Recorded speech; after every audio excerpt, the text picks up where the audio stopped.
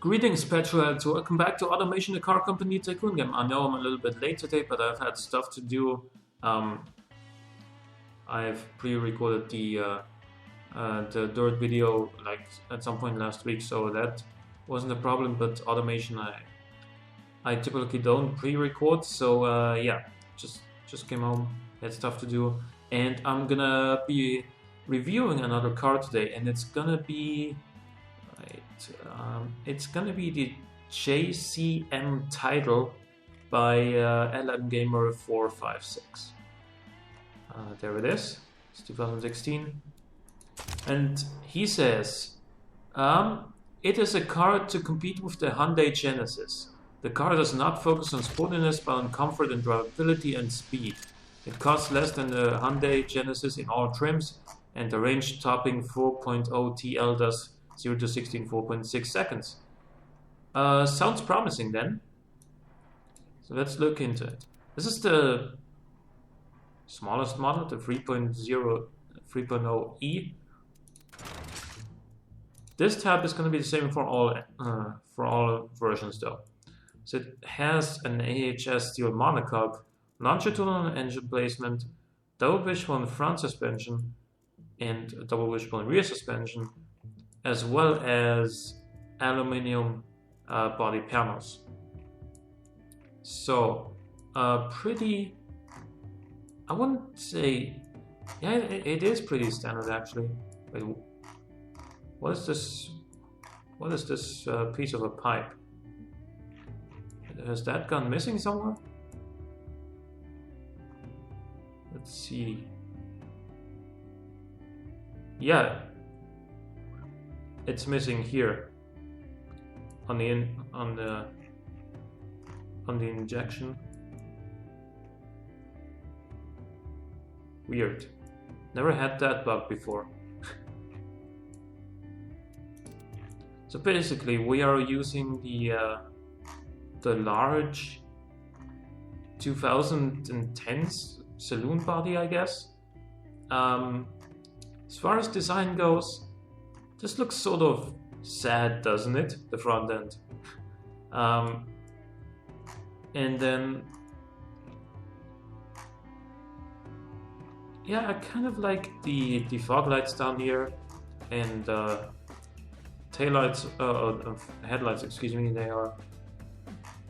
They're nice. They're custom made, apparently. You can see use some techniques that I use as well. And then the rear is sort of, why does it have so many indicators? And then the bumper, well, it doesn't really have a bumper. At least it doesn't have a diffuser or anything like that. It only has these two small exhaust pipes, which is fine for a base model. I'm sure that'll change on the other models. So, it is a rear-wheel drive. And we got a 3-liter turbocharged, it seems, inline-6 and 90.8 bore with 87.9 stroke, dual overhead cams, 4 valves per cylinder, aluminum block-in head, and we got VVL on this thing. Forged steel crank, I-beam steel conrods, and low friction cast. So this is more focused on economy, it seems. Otherwise, you know, you would have gone for, well, at the very least, hyperotactic cast, because of, you know, better RPM and torque, or he would have gone for forged or lightweight forged pistons. So we got a VVL profile of 64, cam profile of 42, compression is pretty high with 10.9. Then also we got very, very low boost pressure. That is 0.32 bars, which is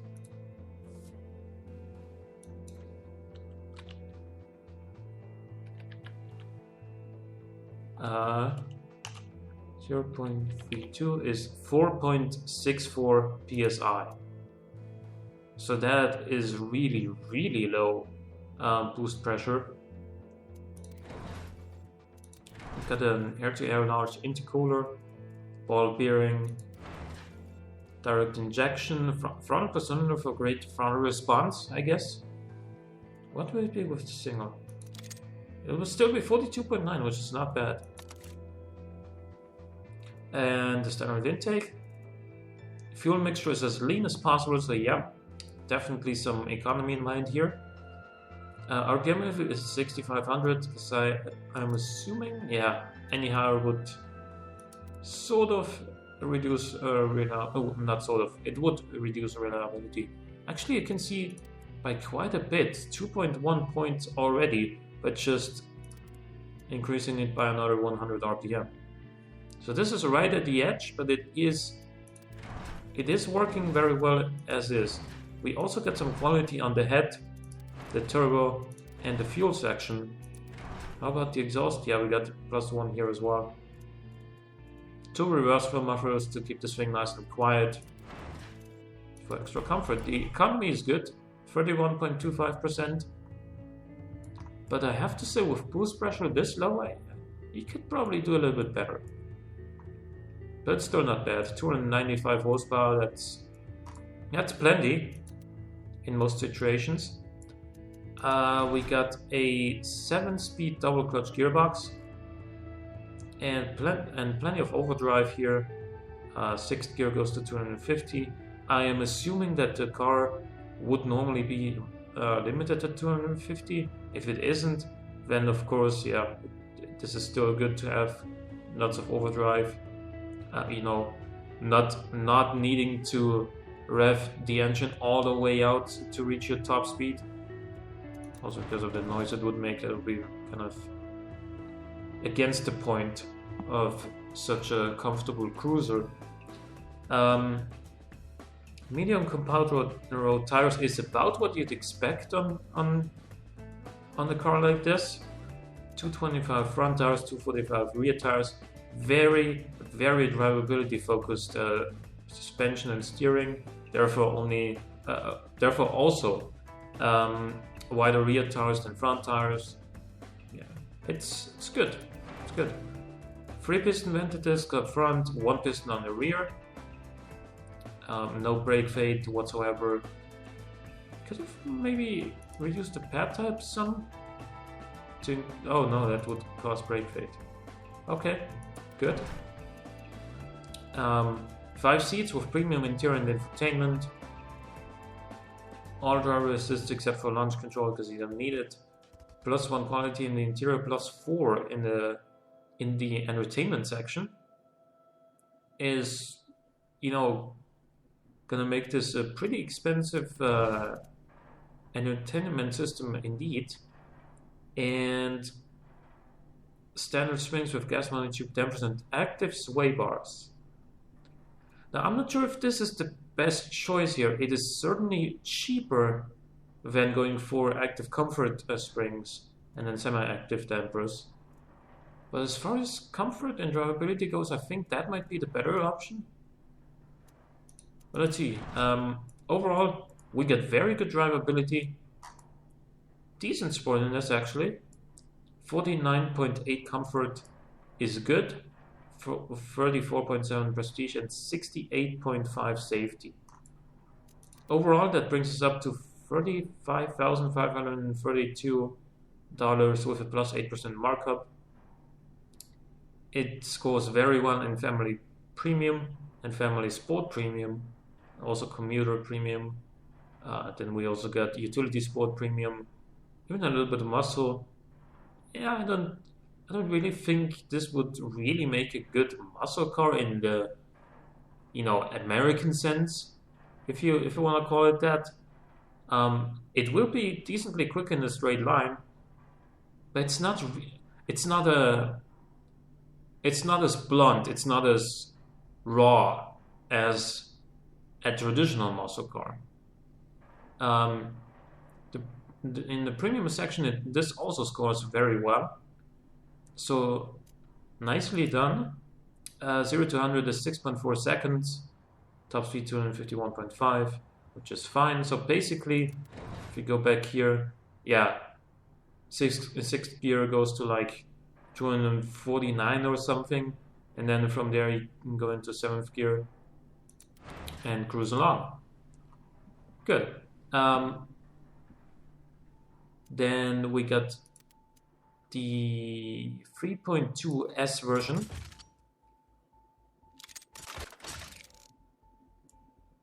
which has some chrome on the side that I didn't notice on the 3.0E, and also this vent here. We don't need to go over the model tab again, this is going to be the same, you can change that between trims. So this has a 3.2, actually this is, I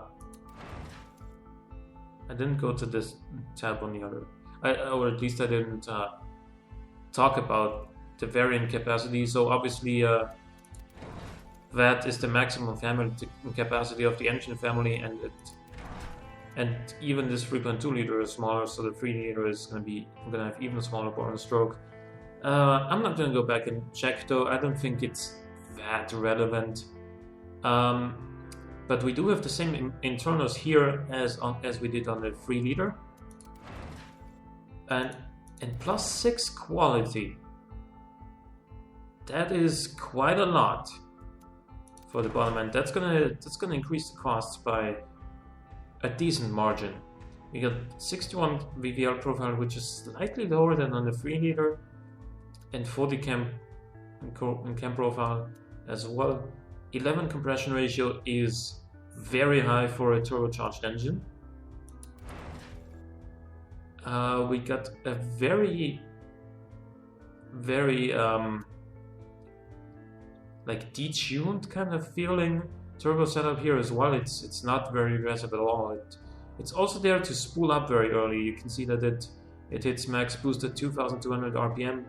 0.45 bars is still a very low amount of boost. It's 6.5 psi, and this does have the water-to-air intercooler rather than the air-to-air like the 3 liter did. No quality this time in the fuel system. Still direct injection with throttle per cylinder configuration. A little bit richer on the fuel mixture. And then we got a big exhaust and still reverse flow mufflers to keep this thing nice and quiet. Overall, we still got a 7-speed auto clutch gearbox, still plenty of overdrive. Gearing could be a little bit optimized, I guess, if you'd make second gear go to 100 km an hour, then acceleration would be better, and probably MPG as well. That's not always the case though. Longer gearing doesn't always increase MPG. Plus free quality in the gearbox even, that's interesting.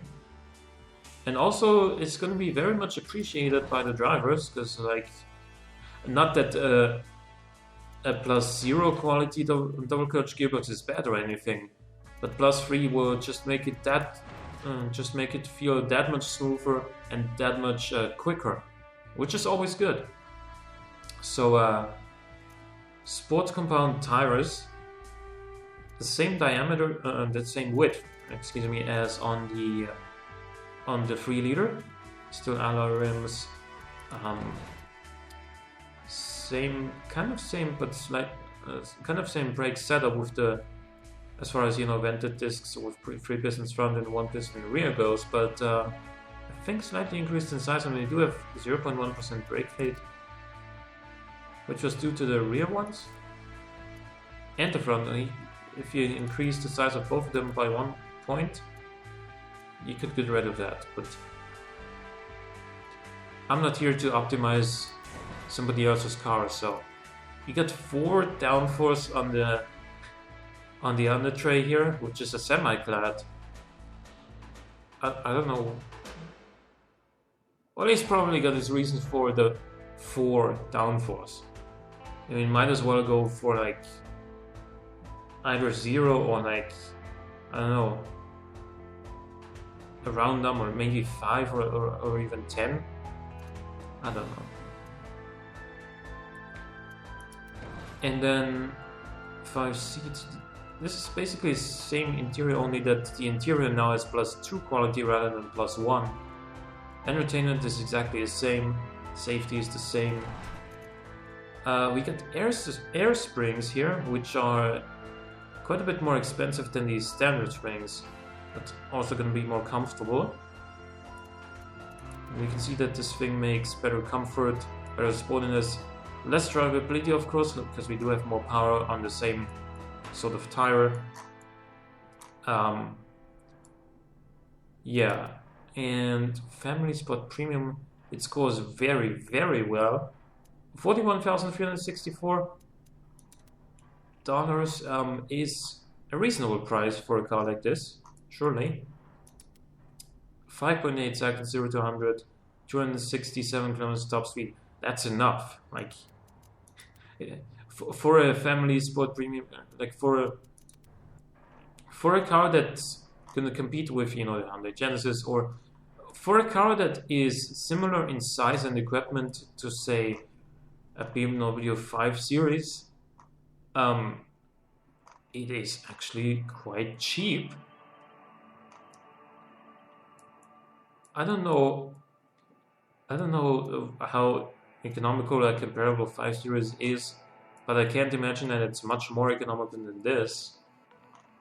Maybe a little bit, but then again, fuel economy calculations in the game aren't realistic, so maybe it would be on par in real life. I don't know. So lastly, the 4.0 TL, which is sort of the fastest version. I don't know if it's going to be a real sports sedan or anything like that, but we'll find out, I guess. It has some more chrome stripes on the bonnet. It has quad exhausts rather than dual exhausts. Other than that, it's the same as the 3.2 liter, aesthetically. And under the bonnet there is a 4 liter twin turbo V8, 89.5 by 79.5, so very heavy on the bore. It likes to rev. Dual overhead cam with 4 valves per cylinder again. Aluminum block and head, as always, and VVL. Also, as always, then the same internals as well. I don't know, like if this is gonna be the fast version, I would recommend forged pistons, because I don't really think that on this version people would care that much about the economy. I could be mistaken. So VVL profile is 70, cam profile is 36. Yeah, decent mid-range torque plateau, in a 9.6 compression ratio, which is the lowest we've seen so far. He did not go for a huge intercooler, neither an air-to-air nor a water-to-air huge, because apparently the large one is sufficient. I don't know. It would add weight to go for the bigger one, but it would probably also add a little bit of throttle response. No, it would take away actually. And then, yeah, it would add weight. It wouldn't benefit at all. It wouldn't do any good at all. So good choice. But of course, for like tuners, if you wanna get more power out of this thing, you would need this intercooler, the huge one, rather than the large one, because right now this is a very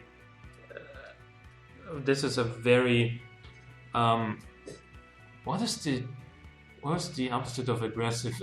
This is not an aggressive, not a highly tuned turbo setup at all. AR ratio is quite high, but other than that, it's very conservative. Direct injection, front upper cylinder configuration, standard intake. So front upper cylinder, we've seen that on all engines so far.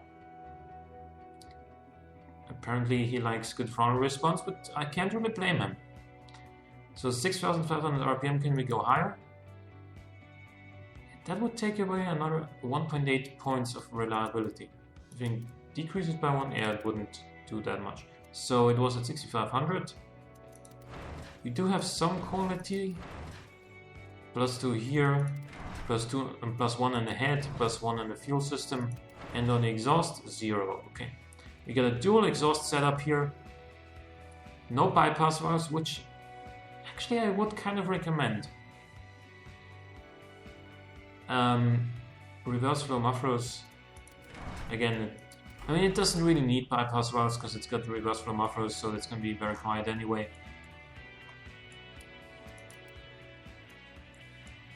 We get 413 horsepower and 419 pound-feet of torque if you missed it. So yeah, sequential double clutch 7-speed. That's what we've seen on all trims so far. Same as the electric LSD. This one's all-wheel drive though, unlike the other two, which were both rear-wheel drive. And yeah, that's gonna make this thing a lot quicker off the line. And also I think this is a big part of why this thing still has a drivability of 50, because the engine is not the best for drivability. The turbo comes in a little bit too late and too sharply, if you want to call it that. I don't know what the proper word would be, but it comes in with a bang, even though it's not the highest boost pressure. And all of a sudden you're over 400 pound-feet of torque. If you get that in a rear-wheel drive car, that would cause quite a lot of wheel spin. So we get sports tires, still a very conservative and drivability focused steering behavior. The same tire width and the same wheel diameter and rims as on the other two trims. And we got vented discs, same. Yeah, also 3 pistons front and one. Actually 2 pistons this time on the rear. And then bigger in size than both of the other trims, because it's gonna need them. It's got a semi-clad under tray with again 4 downforce, just to have some downforce, I guess, or just to have some value other than 0 here. Cooling airflow is enough, and we get 5 seats with luxury interior this time, luxury infotainment, and that is more expensive and better than the premium interior and infotainment than we had in the other two trims. Man, I can't speak today. And no launch control still, even though in this one it might be cool. Also, the gearing is still at 50, not really optimized for anything. Still +4 quality in the entertainment section, and +2 in the interior. And then here we got air springs, yeah. Then adaptive dampers and active sway bars. So a very, very capable setup for comfort and drivability, not so much for sportiness. Safety is very good at 73.6. This seems to be a very comfort-oriented setup here, and overall, this scores best in the premium category, which is what I was thinking of. Anyway, it also scores very well in the utility sport luxury category, which is kind of funny because this is not necessarily a utility focused car. Then again, the description says a premium car that is large and prestigious, comfortable, powerful, and has some utility. It doesn't need to be like 75 utility or anything like that. It just needs some utility, and 37.1 is decent, I guess. Convertible sport is apparently the second best category of this thing. I don't know why, because this is neither a convertible nor is it really a sports car. Yes, acceleration is good, and top speed is decent as well, but overall the handling is just not sports car like at all. It is a comfortable GT car, even a comfortable cruiser, everyday usable. 21.3 mpg is not that bad for a 4-liter twin-turbo V8. It's actually quite good. And for the price, I mean, the thing is, I don't know how much the Genesis costs in the US. I don't know how much cheaper this is than a top version Genesis, or if there is just no Genesis that would even come close to this thing's performance at all. I don't know. I don't know much about Hyundai, so it's just never been a brand I've been particularly interested in. Yeah, hashtag car racism. And yeah, so would I recommend this car? Yeah, I would. It is just that the engine it could use a little bit more refinement, and if it's gonna be the top of the line model, I would go for straight through mufflers and the bypass valve, so that at least once the bypass valves open up, you can get a decent roar from the V8. Because as of right now, it's a little bit muted. Like, it is. Come on, it is the top version of this model. It should be. It should sound part, right? Even if it's not a real sports car, it should at least make a little bit of noise. That's just my opinion. Some of you might disagree. Some people might think differently. Some people might just think, okay, being a luxury car that is just made for long distance traveling, it should be quiet at all times. And that's a valid point of view as well. So, hope you guys enjoyed this episode. Leave a like or a comment if you did. Thank you for watching. I will see you next time.